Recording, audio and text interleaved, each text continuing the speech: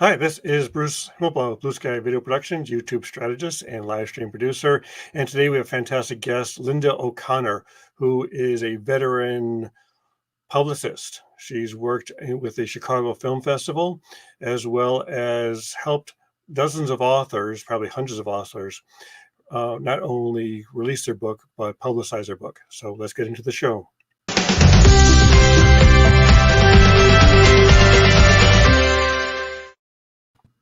Hello, Lynda. How's it going? Very well, thank you. Thanks. And thank you for having me on today. You're welcome. I know we've actually been working together for years, and this is actually the first time I've actually had a chance to have you on, because we've been doing this show for over a year and a half as well. So I introduced you as a veteran publicist. You and your husband Jim have been doing this for quite a while. So how did you guys get started in this? Because I know you didn't start off leaving college and say, I want to be a publicist.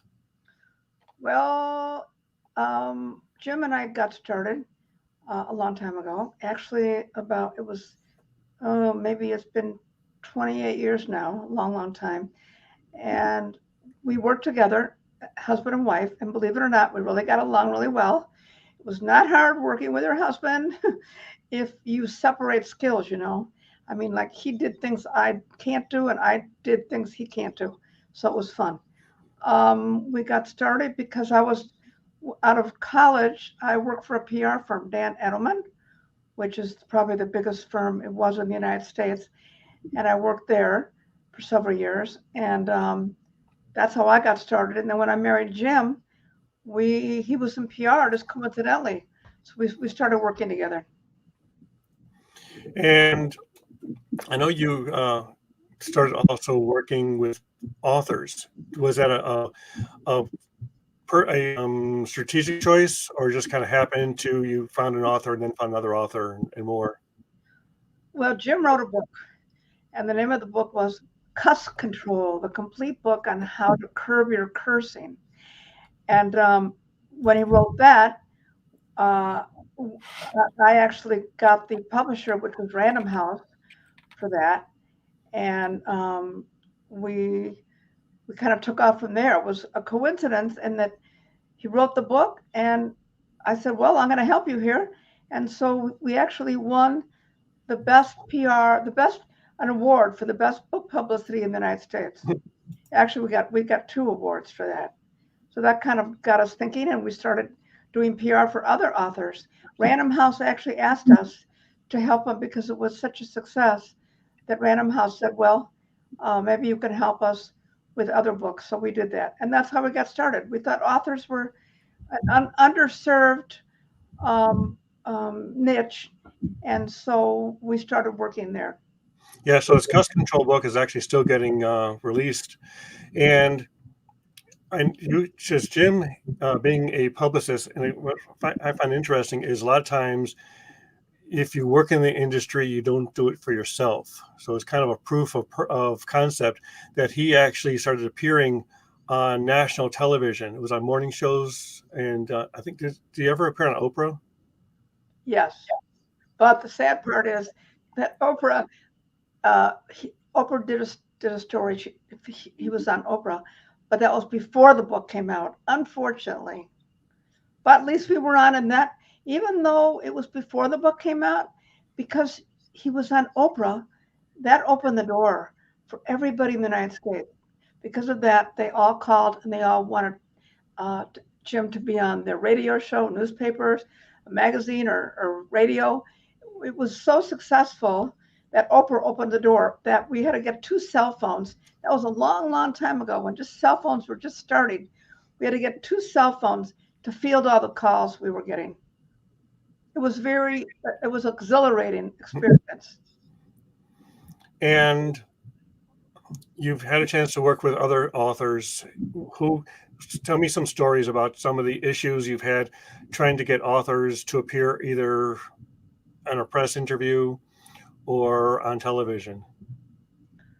Some of the issues, well, I had one author, somebody, Eric Snyder, who was in the Whitey Bulger gang.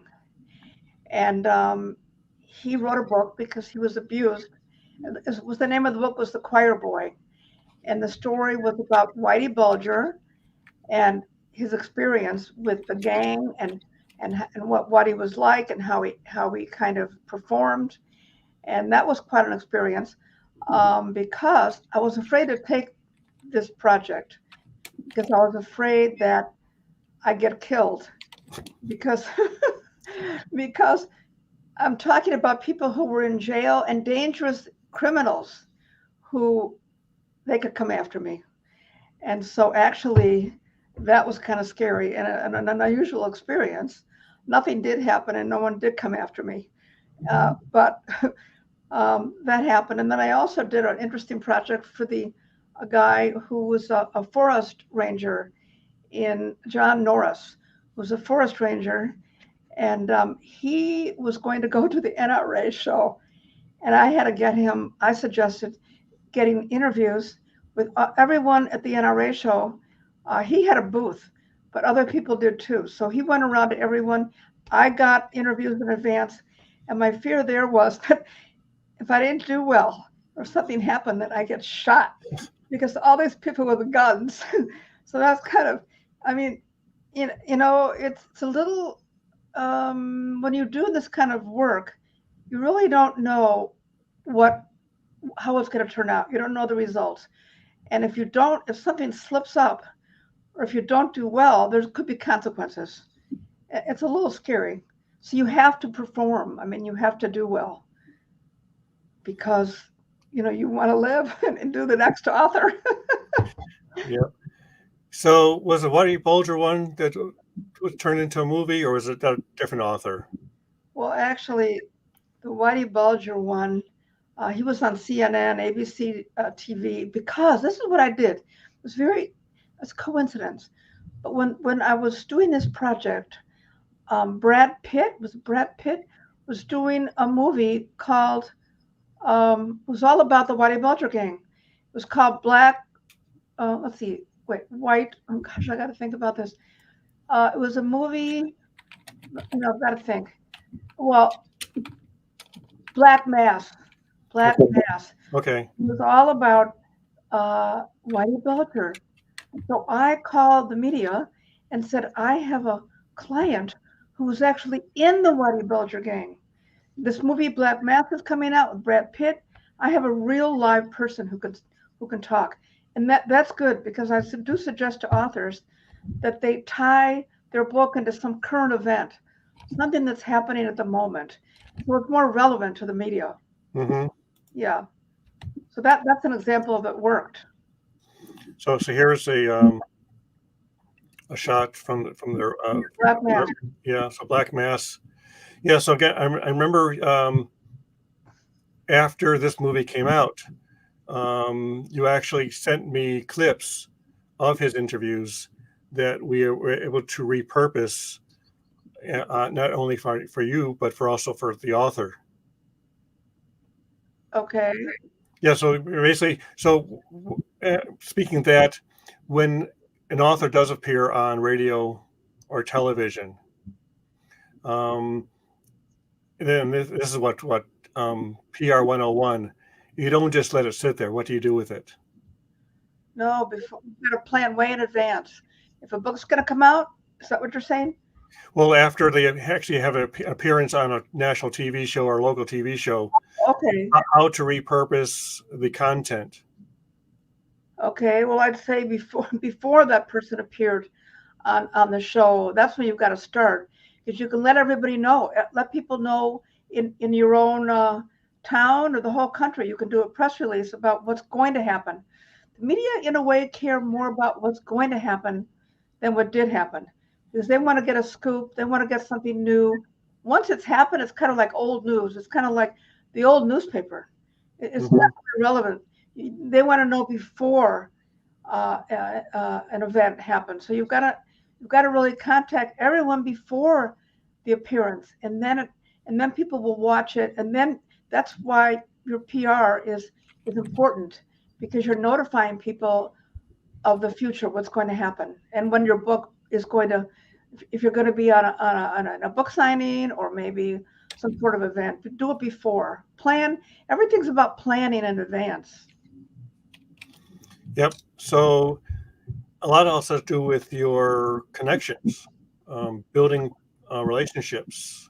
Oh, what about them? Well, that's the question: is how do you build those relationships? You don't just call up the editor of a newspaper and says, "I got a story," and he'll say, "Sure, we'll put that on the front page." No, because what you really should do is, I would, a lot of the media, they have either Rolodex cards or maybe they have databases. And if you're an expert in something, notify the media. Tell them, how you can help them, because they're always doing articles. And if they happen to be doing an article, let's say on strawberry shortcake, and your book is about how to use strawberries throughout everything, I'd say let the media know what you're an expert in. And that's either by emailing them about how you can help them or sending them a Rolodex card with your expertise on it, and letting the media know how you can help them. And they need sources all the time. They're looking, every article they write, they quote a source. You want to be one of those sources. Yep. I remember early days, I got a call from our local newspaper because there was a big to-do about home-based businesses and how they would disrupt the neighborhood. And the way I got featured on the front page of their issue that week was I answered the phone. And so a lot of times people at the reporters are looking to get an answer, get a quote, get some background on a story they're working on that minute. So definitely being in the Rolodex, as you mentioned, is definitely a plus. Yeah, because you want to let them know in advance, because they might just take all their experts on strawberries and use that at that time. They don't have time when they're doing a story to go look for sources. You should really have that all in advance set up.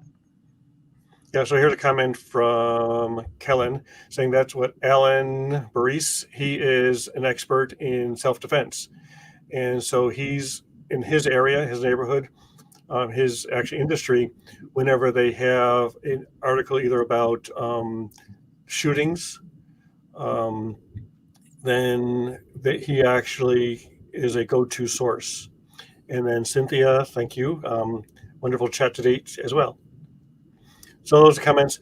And so as far as how do you find authors? Do they come to you or because of your reputation, or do you just kind of look for those people that you think are interesting? It's everything. Even, because we spoke at all kinds of book conferences all over the country. And that was one of the first things we did. And we had handouts. You make something in advance. And here's a handout. And I actually passed this out. It says promote your book so that it attracts attention and brings in boatloads of books. Well, if you go to a book conference and you do speak, you can call the organizer like a year in advance. These book conferences happen all the time, and they happen every year. So get a list of all the book conferences in the country and become a speaker there. You could, and maybe if you have some unique topic, you could be on a panel discussion or just try to be a speaker alone. And that helps you start. That will attract authors because they want someone who knows how to promote their book. But the authors will also, then authors can find clients and clients can find authors. I mean, so the book conferences is one way and then also your friends. You should always be nice to everybody because you never know when someone's going to write a book. So that's a good way to get clients, is just by friendships. And if you help an author, they might help you. Let's say as an author that you're going on a book tour across the country. If you know other authors, they're not really competitors. They could be friends. Maybe you can stay at their house. Maybe they can help you with the media in their city. So try to make friends with other authors. They're not competitors, they are friends. Excellent. And so I'm actually looking here. I pulled up your website here. And so here's a shot of Jim when he was doing his national interviews. Here's a shot of book signing. How important are book signings to get your book publicized? How what? How important are book signings? How effective are they? Yeah. Very effective, fantastically effective. If you if you get the right book signing at the right place, like if your book would relate to something, an organization or a topic that they have, let's say, a big following. Let's say we have a client who wrote a book about Mao Zedong and the march across China, because when Mao, about 30,000 people marched across China during the Cultural Revolution. They marched across China, and in New York, they have like Chinese organizations, and if, or let's say Chinese organizations, or maybe Chinese um, people that would, I'm kind of confused here. So you basically social issues. Well, societies or organizations try to get a book signing at a very relevant place. In this case, the guy who wrote the Chinese book about Mao, he had a book signing in New York City at like the major Chinese organization. He had hundreds of people at that event, and he sold a lot of books. So if you target, it's not just a book signing necessarily at a bookstore. Try to go farther than that. Try to expand the the people that can come, because try to get a large organization where you speak, not just a little teeny tiny bookstore in a small town. Think big. Mm-hmm. That's all. Think big. And so, do you prefer one type of author over another? Because I know you have a wide variety, from everything from adventure and outdoor to crime and business. Do you publicize those books differently? Is an outdoor book publicized differently than a business book? Not necessarily, but nonfiction. If you have a that's what I like, nonfiction, because then you're educating the public. You're teaching them something, and the media like to teach their readers something new. So if you have a nonfiction book, it's a true story and helpful hints for their readers, and that's why it's easier than fiction, unless the book of fiction is by someone famous like Tom Cruise. And also, if you do something extreme, like kill your mother and eat her, you will get more press. And the more extreme your book is, the more media attention you'll get. But you're not actually endorsing the murder of parents and the inedibleness of them as well. Right. I know it's crazy, but the media do like radical things, because if it's just like vanilla, the media they like swirly ice cream. It's like nothing vanilla. They want something different. So I actually took some notes about how to publicize a book. Where do you and what one of the notes I had was know your audience, and another one was become your own brand. So how does an author really do that? Because if they only write one book in their entire life, are they really a brand, or do they need to write more than one book? Yes, because the book is only the jumping place. It's the springboard. Once you write a book, you're an expert. Then you can arrange speaking engagements. You can, speeches all over the world. You can even join like the American Association of Speakers. I mean, but that book, it validates you, so that it makes you the expert. So that even though you write one book, it could be a big book. Big book because you make it a big book. You can make yourself a brand by, writing op-ed pieces, getting the media to cover you, doing crazy things. I actually once we had a client who it wasn't a book, but it was Boulevard Bank. It was here in Chicago, and we arranged for Jeff Jager, the kicker of the Bears, to kick a football over the Chicago River and make a goal. We had, and that was a biggest, and this is to sort of launch Boulevard Bank on Michigan Avenue, and because of that, we said, what can we do? This is a bank, and there's a million banks, and what can we do? So we arranged for Jeff Jager to do this, and every kick that Jeff Jager made, we arranged a boat to have a goal post on the boat. Every kick that Jeff Jager made, we donated like $500 to his Chicago Bears Foundation. So you have to kind of think of, unusual events, usual PR stunts. Mm-hmm. Even if you're an author, think of a stunt that could be later to your book, something maybe that is in your book, and think of something you can have a tactile, visual example of something that's in your book.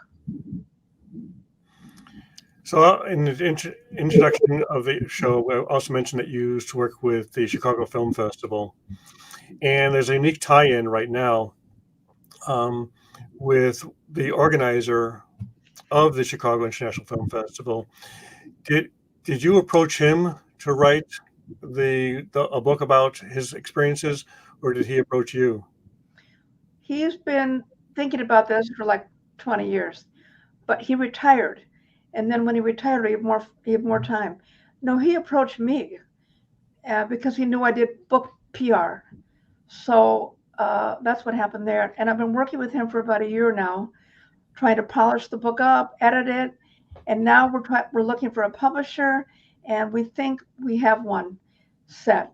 And it's a tie-in because the Chicago Film Festival this year starts in October. I think it's October coming up. Yeah, I think it's next week. If you're watching this live, but yeah, October of every year.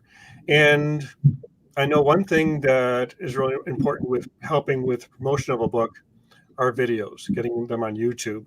And I know that you came to us to help you work on a promotional video. Can I show that real quick? Sure. Ladies and gentlemen, I'm Bill Curtis. Welcome to the Chicago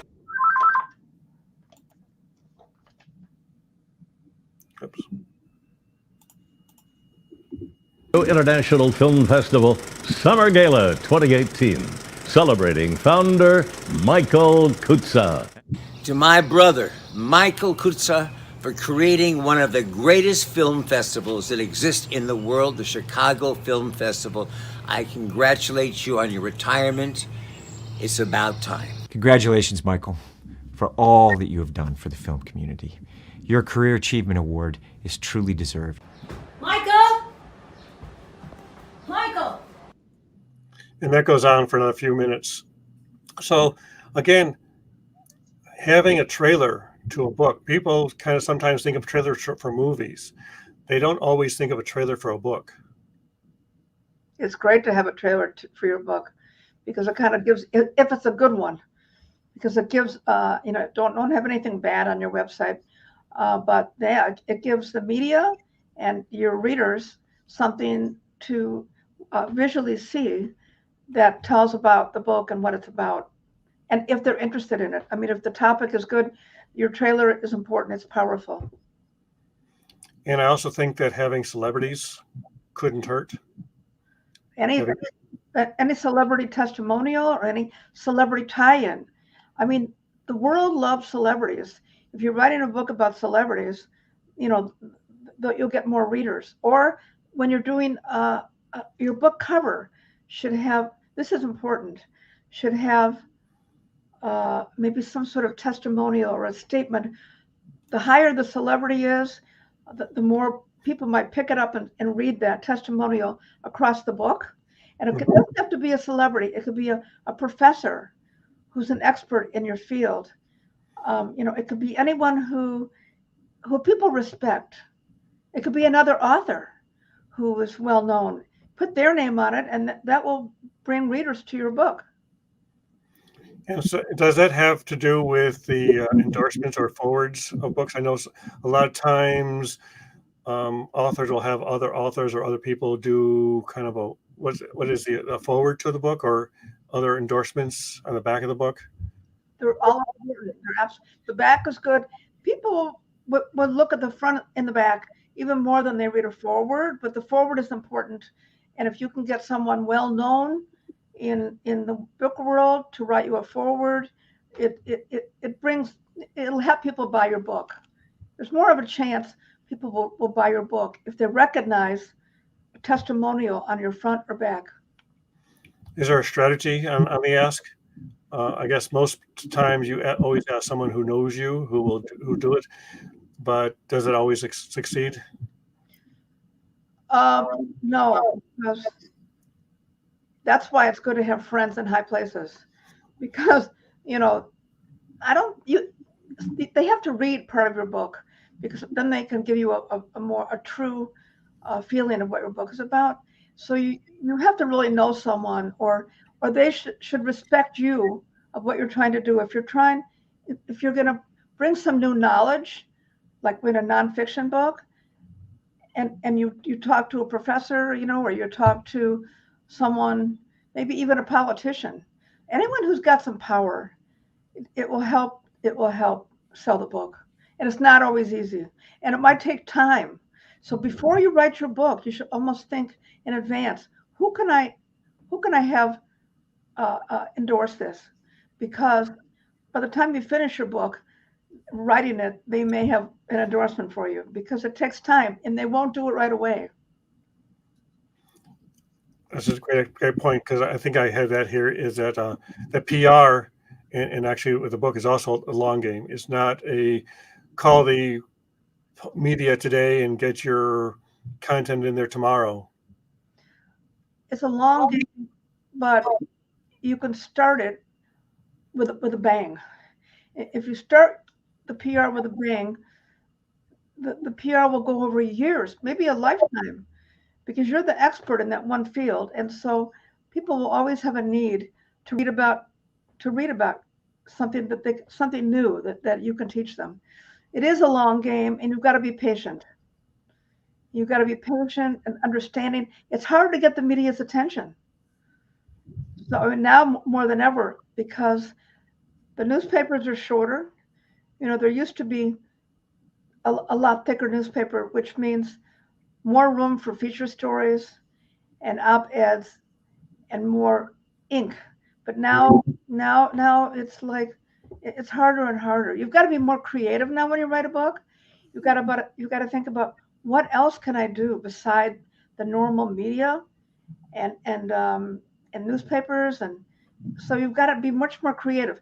In a way, it's a challenge today, because it kind of stirs up your creative juices. How can I get this out there? How can I get my book? How can I separate my book from every other book that's being written? I think like 1 million books are written a year. It's a lot. Wow. And with self-publishing, that's something else, because the media would prefer not to be self-published. It gets more respect if you have a traditional publishing house behind you. It helps. And is that where the PR company comes in? Do you help in the publishing stage, or do you usually come in at the tail end after the book has been finished? Well, we work after the book is finished. No, but at what point does a PR agency like yours come into play with an author or a business? Is it at the very beginning of the process, in the middle, or near the end? I'd say 3 months before the book is going to come out, before the book is launched. You can start with a PR firm, but I think start when you're just starting to write the book, because the PR firm might give you ideas as to how to reach. I mean, what's the most interesting to the readers? But I'd say start 3 months before the book is going to be launched, to start with the PR firm, and then it might go. The PR, the campaign might go a year. Traditionally, it goes about maybe 6 months before the book is launched, and then after, 3 months after, because a lot of your media people think that, After 3 months, it's old. Your book's old already. Yep. So again, this works both from a business standpoint as well as a celebrity standpoint. So even if you're the CEO of a company, there's a book in you. I think I heard there was some saying that in every person there is a marathon, a book, and and something else. I always forget what the third item is, but I think everybody has at least one book in them. Yeah, everyone has a book in them. And in a way, the more unusual you are, like we had a client who was a gay, motorcycling, cigar smoking woman. And she wrote a novel, but because she did all those things, she smoked cigars. We contacted like Cigar Aficionado magazine. She rode motorcycles. So we contacted motorcycle magazines. So the more unusual the author, his hobbies count in PR. The more unusual your hobbies, the more a PR firm can address those hobbies, because it brings readers. If you're gay, you can contact the gay media. I mean, it broadens the scope of your readers, and you can talk about that. Yep. Excellent. Well, this has been a fantastic interview. And for more information, you have your website, which is o'connorpr.com. So if you have a book in you, if you have a movie that you're looking to release, because you can still work with filmmakers too, right? Or you're working primarily with authors? We do authors, we do other things too, because the process is the same, no matter what. It's like selling something. If you're selling a scissors, Mm-hmm. or you're selling a book, in a way, you have to reach an audience. So you just go with, everyone has a book, no matter what you're trying to promote or market. It's marketing. Yep. And also, one more thing before you go, you've got to market yourself as an author. When you promote your book, who you are and what you represent is very important, and how you present yourself. You should almost practice, be a good speaker, try to practice, to take some classes on the best way to speak. Don't be shy to improve yourself. We all need improving, including.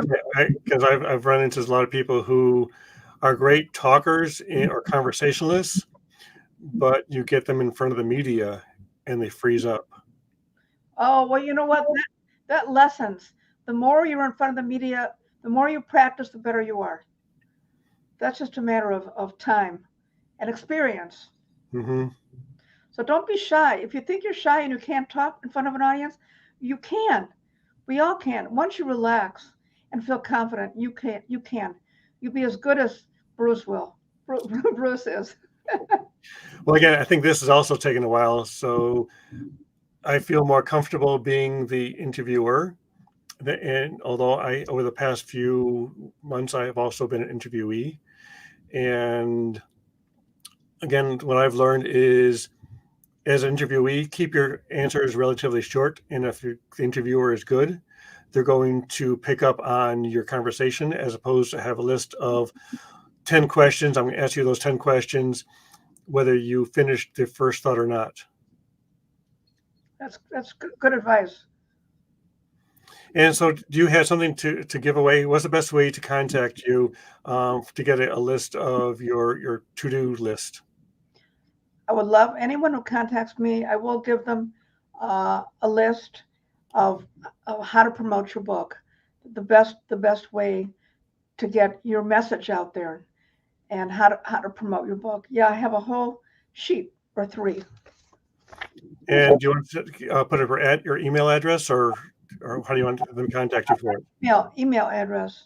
Okay, so it's Lynda O at o'connorpr.com. Yeah.